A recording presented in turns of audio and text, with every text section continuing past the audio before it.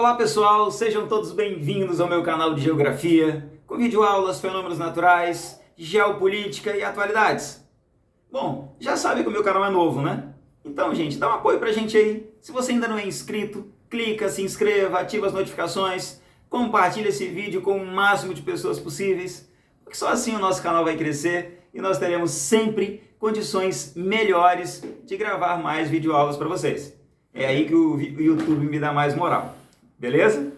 Hoje, pessoal, nós vamos falar sobre demografia e os seus principais conceitos, aqueles que você tem que aprender para se dar bem na prova, para passar no concurso, para ir bem no Enem e para você utilizar aí também no seu dia a dia, né? Não pagar mico aí em lugar nenhum, beleza? Então fica ligado com a gente aqui até o final, que a gente vai passar aqui a partir de agora os principais conceitos sobre demografia, aqueles mais utilizados aí nas provas e também no cotidiano.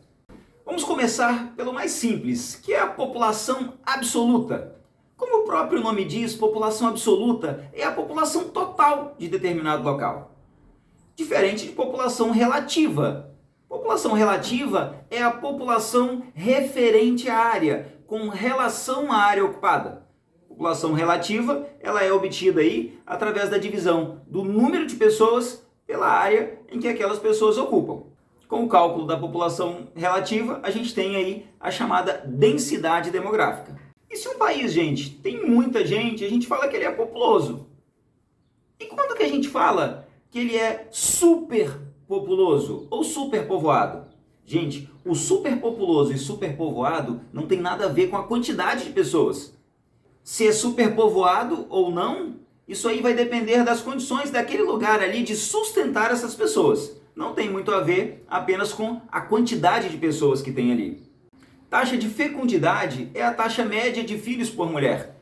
Mulher em idade fértil, né? A idade ali considerada entre 15 e 49 anos. Não confundam taxa de fecundidade com taxa de natalidade. Taxa de natalidade é a porcentagem de nascidos vivos em determinado local ali em um período de tempo. E taxa de mortalidade é a quantidade de óbitos obtidos naquele lugar também em um período de tempo. Então, taxa de natalidade se refere aos nascimentos, taxa de mortalidade se refere às mortes ali naquele período de tempo. Gente, detalhe extremamente importante, nós estamos falando aqui de taxa. Taxa significa uma porcentagem. Nós não estamos falando de número absoluto. Número absoluto, ele apresenta erro se você vai comparar um lugar com outro. Agora, quando você coloca uma taxa, que é uma porcentagem, isso facilita, isso propicia a comparação aí destes índices em diversas localidades aí do planeta. E taxa de mortalidade infantil é a porcentagem de crianças que morrem antes de completar 1 ano de idade. Nasceu vivo, morreu antes de completar 1 ano, se enquadra aí como mortalidade infantil. É um índice utilizado aí muito para se definir as condições da grávida, já que dificilmente a criança que passou por uma gestação saudável, ela vai morrer aí no primeiro ano. Então, está relacionado sempre com a mortalidade infantil, as condições de saúde da mãe, as condições de cuidado com a criança, desde o nascimento e incluindo também o período de gestação. E crescimento vegetativo? Professor, crescimento vegetativo é o crescimento dos vegetais? Não, não tem nada a ver. Crescimento vegetativo, gente, é o crescimento da população, é o crescimento natural da população, chamado também de crescimento natural. Por isso, crescimento natural da população. Crescimento vegetativo, gente, ele é obtido aí pela diferença entre taxa de natalidade e taxa de mortalidade. É um menos o outro. No crescimento vegetativo não entra aí o saldo migratório, que é aquela diferença entre os emigrantes e os imigrantes. Aquela diferença entre os que saem de um lugar e os que chegam naquele mesmo lugar.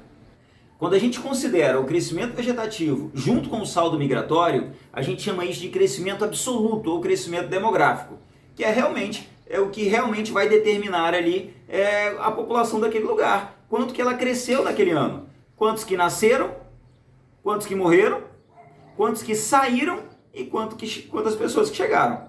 A soma de tudo isso aí vai determinar quanto de população cresceu naquele ano.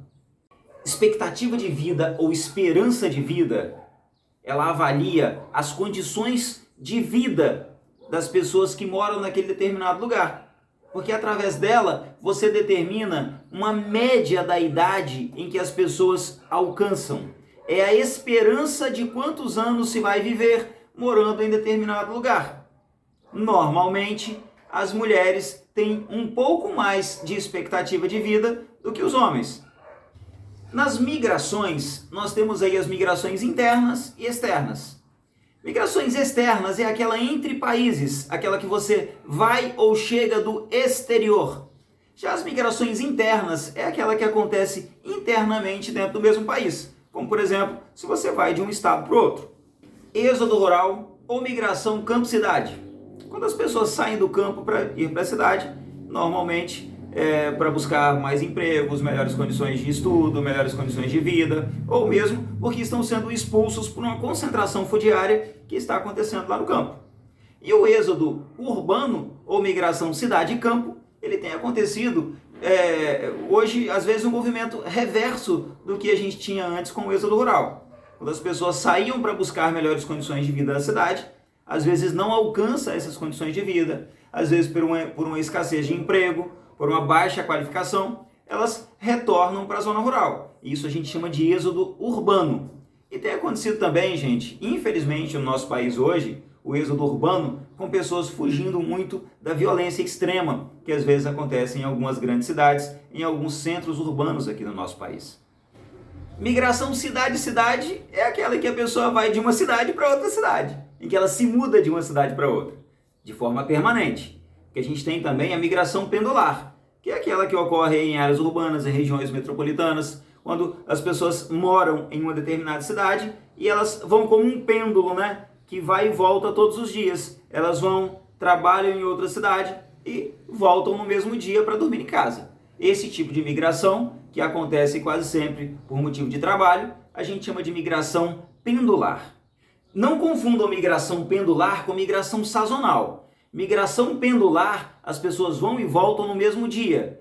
Migração sazonal, ela ocorre em períodos de tempo ou estações do ano. Quando as pessoas saem de uma cidade, vão para outra, trabalham lá, moram lá por alguns meses do ano, em alguma estação do ano, em um período de colheita, por exemplo, e aí retornam, quando esse período passa, elas retornam ali para a sua cidade de moradia mesmo. Metropolização, como o próprio nome diz, metrópole, está relacionada aí com uma grande cidade. Metropolização, gente, é um fenômeno caracterizado pelo grande crescimento das metrópoles, com pessoas provenientes aí tanto de zona rural quanto de algumas cidades pequenas e médias que estejam ali nas proximidades. E desmetropolização é um movimento contrário, quando começa a acontecer aí um esvaziamento das metrópoles. Bom, pessoal, o que a gente tinha para hoje é isso. Espero que tenha ficado claro para todo mundo aí. Já sabe, se te ficou alguma dúvida, assiste o vídeo de novo. E se a dúvida permanecer, é só deixar o comentário aqui que a gente vai te ajudar. Beleza? Até o próximo.